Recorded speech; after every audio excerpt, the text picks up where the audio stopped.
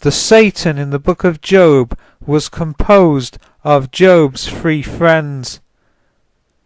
We have seen in another video that coming before the Lord, coming before Yahweh, may describe coming before a representative of God, such as a priest or an angel.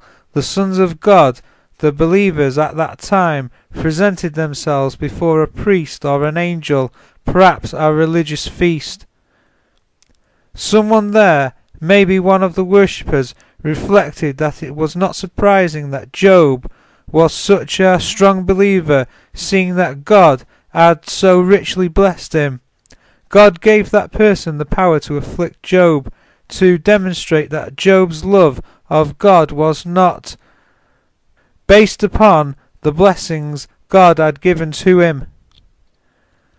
Maybe the Satan was composed of Job's 3 friends. They are reproved at the end of the book. Notice that Satan is not reproved by name. Their discussions with Job indicate that they had their doubts as to his integrity and suspected that his faith was now weak because God had taken away the blessings from him.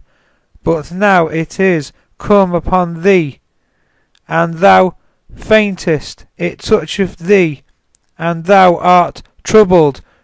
Whoever perishes, which it looked as though Job was going to do, being innocent.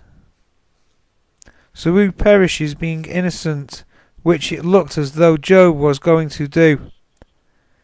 See the book of Job chapter 4 and verse 5 and 7. The use of Satan would therefore not be referring to any cosmic being, but rather to a role. It has been observed in biblical sources. The Hebrew term thus Satan describes an adversarial role.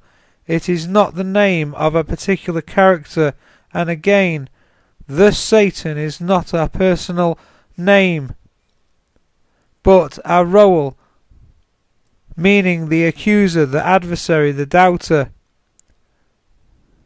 The Satan or adversary was not therefore necessarily sinful, as he first appears in the Hebrew Bible.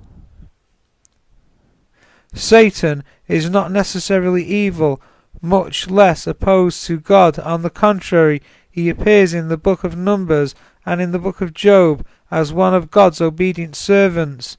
He is subject to God's control and was used by God to accomplish his purpose. There is a pronounced emphasis on Satan being subordinate to God. The friends insist that the destroyer, by which they surely meant an early equivalent to the devil of popular belief today, had touched Job, whereas Job insists that it is God who had destroyed him. Job chapter 15 and verse 21. Compare chapter 19 and verse 10 and chapter 13 and verse 21. In some ways the book of Job is deconstructing the popular Persian and Canaanite myths about a Satan figure.